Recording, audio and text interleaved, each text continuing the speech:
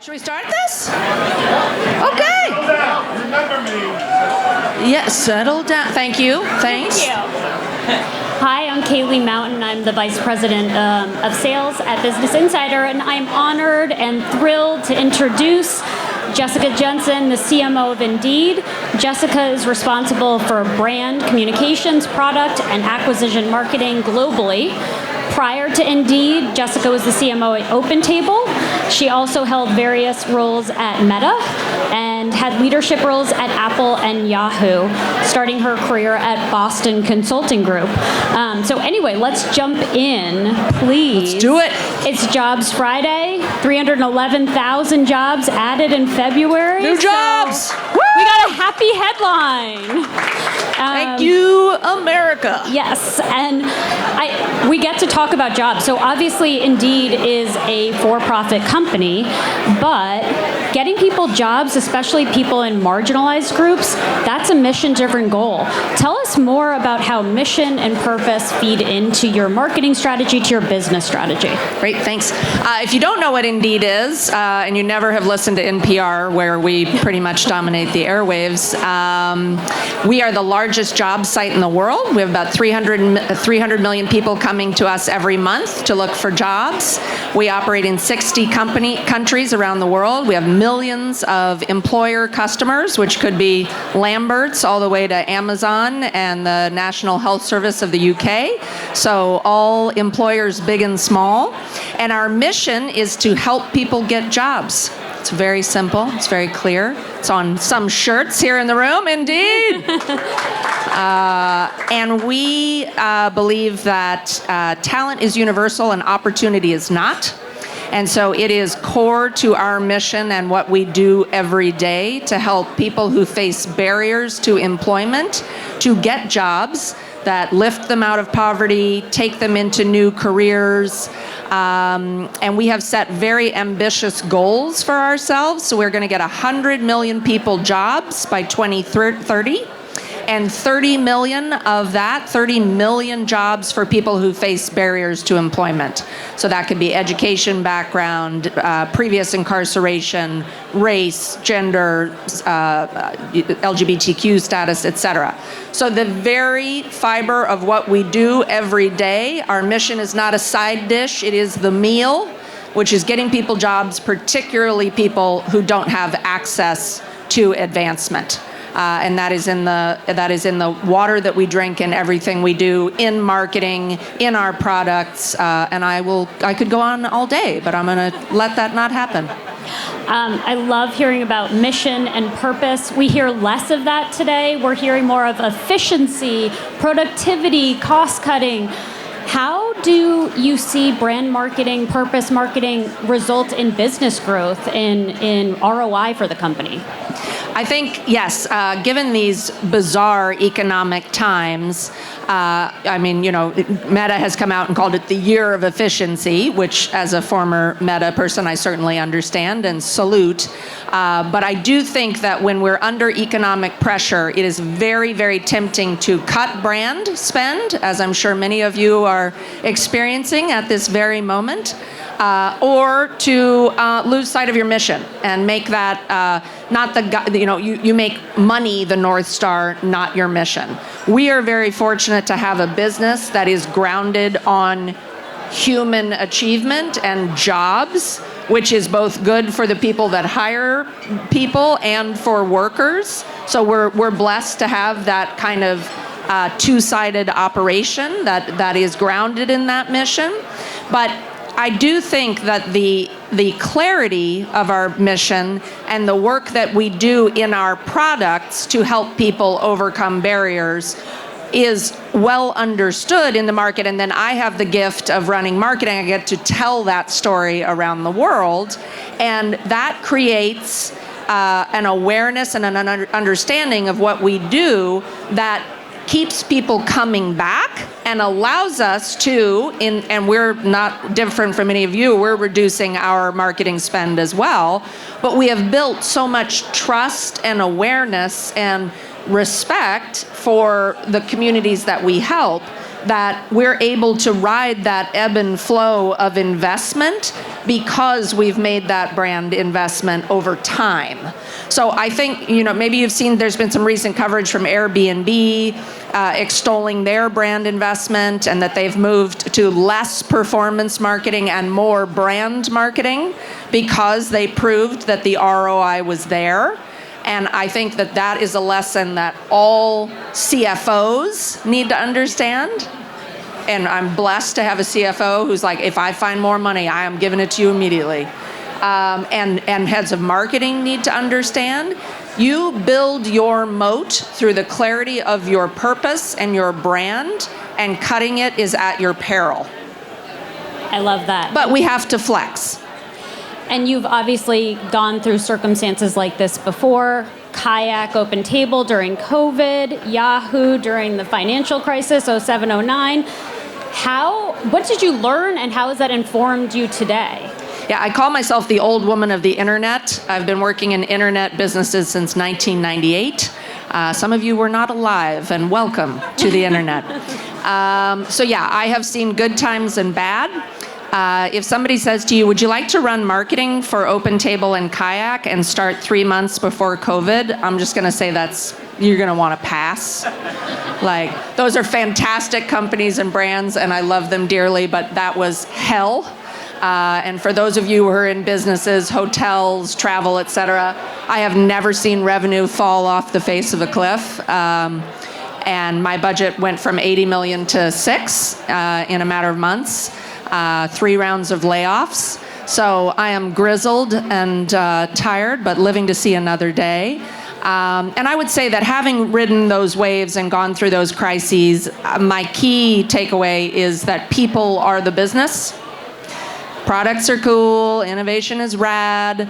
The only reason that businesses win or lose is because of their people and clarity of mission, and having that mission not be an amusement on the side, but the bread and butter and the center, I think, is so critical to surviving periods of tumult, and that supporting each other as workers and humans is what makes you survive for the long run. To that end, your job as a CMO has changed dramatically, expanded the geopolitical hurdles, the economic hurdles, COVID. How has that role changed for you? I would say if you are a CMO or if you talk to CMOs, I would say the vast majority would say, once upon a time, maybe 7, 8, 9 years ago, I spent maybe 10% of my time on gnarly geopolitical, social, global upheaval type of issues, and maybe your comms team was really dealing with a lot of that. And now when I talk to CMOs, it's like 50 or 60%. And if you work in a global business, you're trying to keep on top of refugee situations in Syria and LGBTQ rights that don't exist in Japan and every murder that happens every day to Black people in the United States. And so the complexity of, it's not just like, let's write a brief, make an ad, run a campaign.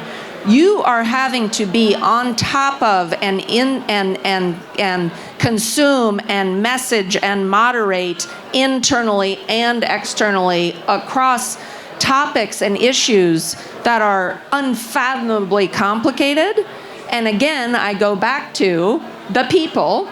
If you have a team that is diverse and connected, your ability to understand what communities are going through around the world makes you capable of assessing those issues and when and how to engage and respond and what actions to take. Sam Zupin, head of comms for Indeed, global Jedi.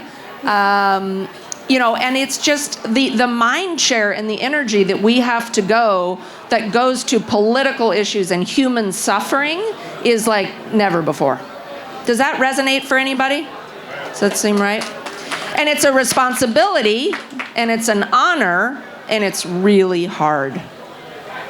That's exactly, it leads it perfectly into my next question, which is how? How do you do it? How do you find mental resiliency? And also, how do you support all of your marketers and your teams to stay sane and well, they focused? keep me sane. My CEO is here, Chris Himes. We have an incredible group of people, and indeed, who are kind and generous and supportive. And we cry together, and we laugh together, and we don't have to be anyone other than who we really are. And that is a giant gift. I have worked at companies where I have felt extremely uncomfortable being who I am, and felt that people cannot be human and weak together.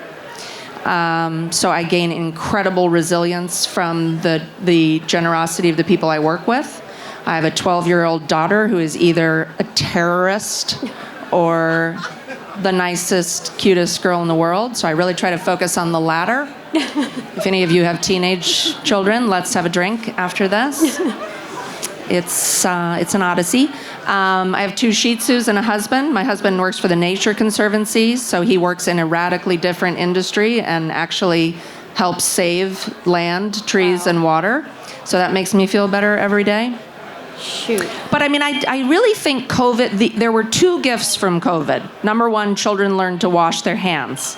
Number 2, we learned that we had to be human at work, and that we were not going to make it if we did not show sadness and weakness and take care of each other. And if we could hold on to that, not the germs, that would be a real gift. I have 2 boys. They didn't learn how to wash their hands, I can tell you all. And confirmed just terrorists. Just period. Just straight up terrorist. Period. Okay, the cool. End. All right. We're working on it. 6 Good. and 4. We've got time. Oh, wow. You need duct tape. It's torture. And tequila. Wow. Tequila. One thing I saw you post earlier today or this week was, I deserve a rest, I deserve a hug. It was on International Women's Day. Advice for women trying to rise up through the ranks. There's so many female marketers here, I'm sure, who want to be the next Jessica Jensen. Yes. Tell us, what's your advice for all of us female marketers wanting to rise up? So I love what Kevin from Cody said before, where he said, Pride is not an event, it is not a month. And I want to say International Women's Day, International Women's History Month is not a goddamn month. It's a lifestyle. Get down with it. So thank you, women, for hanging in there, for being tough. You lift the earth. You give care and support to people upside down and sideways. I have worked for some badass, lovely women who I am in touch with all the time. I have incredible women on my team. Our senior leadership team has 5 amazing women on it. So if you are a woman, keep on trucking. If you are a man or anyone else in power, bring women up. Tell me more about pay equity, I think, especially across all, but, I think about women specifically with, they say women get hired based on experience, men get hired based on potential. Tell me more about pay equity across all marginalized groups. I don't know if we have enough time. So pay equity is a huge thing that we as a company champion, and I am elated to see many states around the country, Colorado, New York, and others, making it the law that companies have to disclose pay ranges in job listings. That is the future. That is where it's at. Like it or not, women make 80 cents to every dollar, and in some countries it is abysmal compared to that. So if we don't publish pay ranges, people of color, LGBTQ, people who are formerly incarcerated, women do not know what they should deserve for a role, and for better or worse, they don't negotiate. A white man will say he's worth 27 times what a pay offer is, and a woman will not ask or negotiate. We have to change that culturally, and publishing salaries is the first step. It's easy to do. Fortunately, it will be law everywhere very soon. But teaching women and marginalized communities to negotiate is also a huge passion of mine. So read about it on Indeed. We have a career guide with all kinds of negotiation tips. Thank you, career guide. So we've got to build a consciousness that pay does not come naturally to marginalized communities. We have to call it out, make it equal, study your pay scales, and teach people to negotiate. I love it. This is the first round of applause today, I think, so kudos. We're just getting started. Jessica, you bring your whole self to work. I am so impressed by the mission. No, that's a good thing. I think that purpose, it's clearly infectious in the room, but I'd love to open it up for questions. Please don't be shy. Anyone have questions? Come on. Don't be shy. Oh, got one. Thank you for starting it. Hi, this is Rishi from Digital Zone. What will be your advice to the young CMOs who are running like small and growth companies like us in this economic uncertainty? Stay strong. Yeah. I've been there. I've been the CEO of a small company, CMO of a small company. I would say, this is advice I give to everyone, but particularly people running small companies. The people you have on your team have got to be sterling. And you need to coach them and train them and then make very hard decisions very fast if they're not going to get to where you need to get to. You're shaking your head. A lot of people are like, oh, well, it's really getting better, and I really think in 6 months he could be... 3 months. You got 3 months. You cannot mess around. People on my team right now are like... No, I'm saying you have to invest in people, but if someone cannot meet the bar for many months after intense coaching, you got to call it, particularly in an economic situation like this.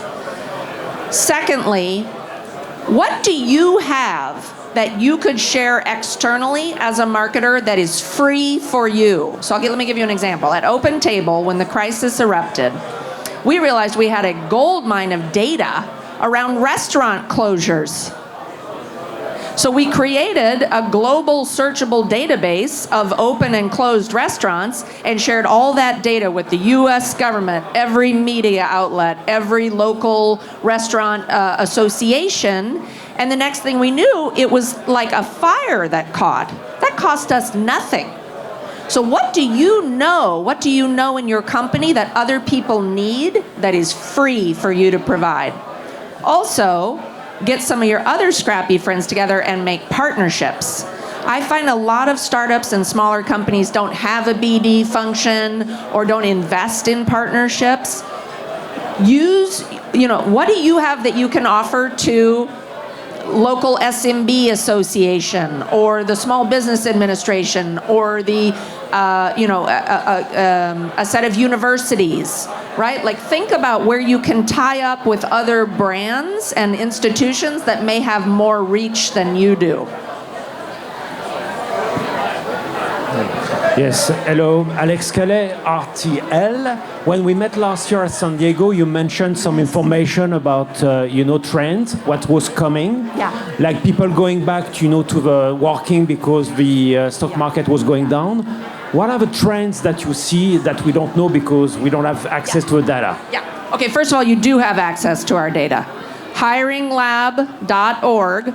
We have a team of economists around the world that analyze our labor and employment data as well as government and other sources, and they share a wealth of insights about what's going on in work, country by country, industry by industry. So please get yourself to the Hiring Lab and swim around. It is a gold mine. Secondly, let me ask this question. It's a fun question. What % of jobs in the United States can be hybrid or remote?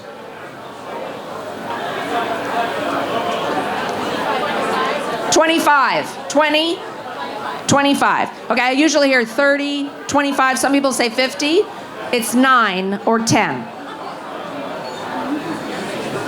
So then that's based on Indeed data, right? So all of, us techie types or us entrepreneur types, we're like, oh, I'm on my laptop in the coffee shop. Da, da. That is not normal. There's nothing normal about that. Most people go to work. And thank you for doing it, right? So there's things like that. Or, I think if you go to Hiring Lab, you'll see there's great discrepancies in industries, right? Like everybody's like, tech jobs are dying. La, la, la. Okay, I feel that's terrible for the people in that. It's microscopic. It's 2% of the economy. Trucking, warehousing, restaurants, hotels, medical services, those are the giant industries, and they're radically different in their trends. Okay, I need it. I'm going to give myself the bamboo cane. Hello. So you mentioned looking at, hiringlab.org and comparing the government, what they're seeing compared to what Indeed or companies like yours are seeing. They seem like they're telling different stories. Why has the government got it so wrong? And why do you have it so right? Well, I would say we do. No, thank you. It's an excellent question. There are some discrepancies. There's also things that there's huge overlap. A lot of government agencies rely on survey data. That's not very accurate. It's also a lagging indicator, right? So our data on jobs is real time. Companies hiring for people looking for jobs. So in a number of cases, we have more accurate and up-to-date data. Now, in some cases, the government data is super right and good. So I think with most things, you have to use multiple data sources. Yeah. Thank you. Sure. I had a quick question. You mentioned the 100 million new jobs by 2030. Are there 2 or 3 industries that you think or that you guys are seeing the biggest growth from in that? Yeah, for sure. So anything related to healthcare, home nursing, in-clinic, hospital nursing, with aging populations around the world, medical services, healthcare is going to be gigantic. The rise of e-commerce has led to an explosion in warehousing and, interestingly enough, trucking, which you think of as a very old school business. God willing, those trucks will be electric in the not too distant future, but that is still a growth industry. There are certain parts of tech that have stayed strong, but software engineering, unfortunately, right now, given the climate, is down. Sales is declining. Sorry, not for you, but as an industry. Will you hire me? Yes, for sure. You're going to be just fine. If you go to Hiring Lab, you can look at every industry by country, and there's very big differences. Amazing. Yeah. Okay, yep, sure. Hi, as a quick follow right here.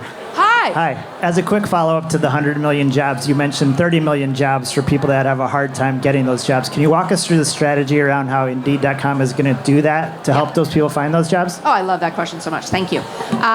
So we do a variety of things in our product, which is we are forcing companies to give salary ranges so that people know what they're worth.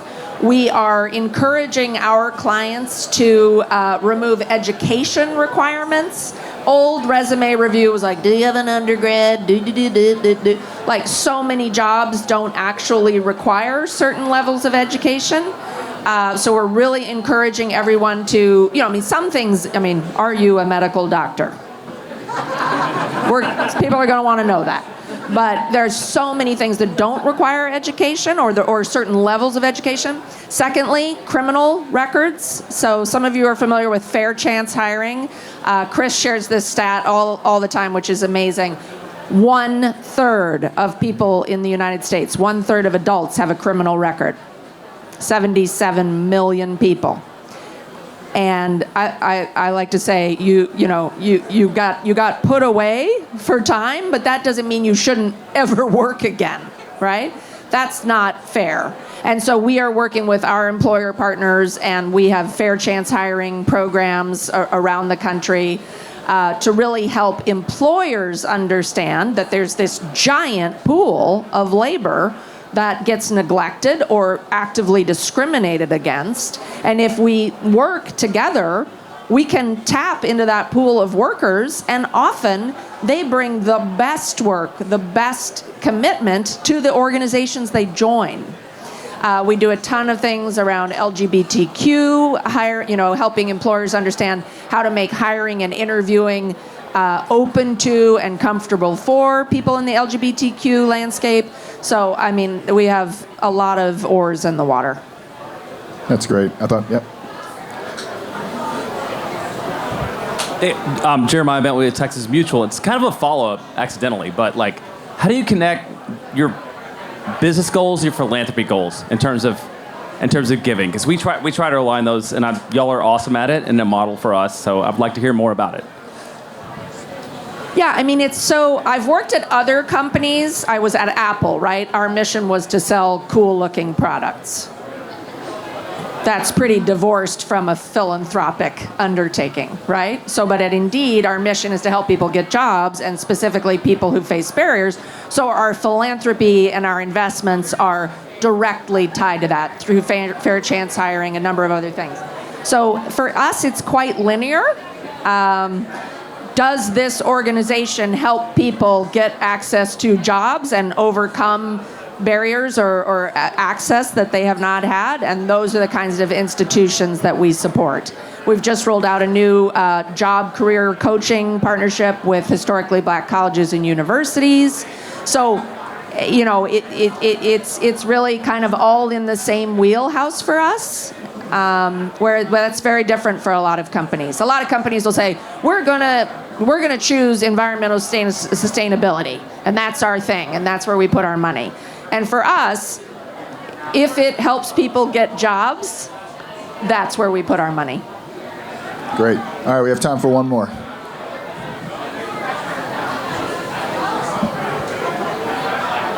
Hi, Samantha from Indeed. Hey.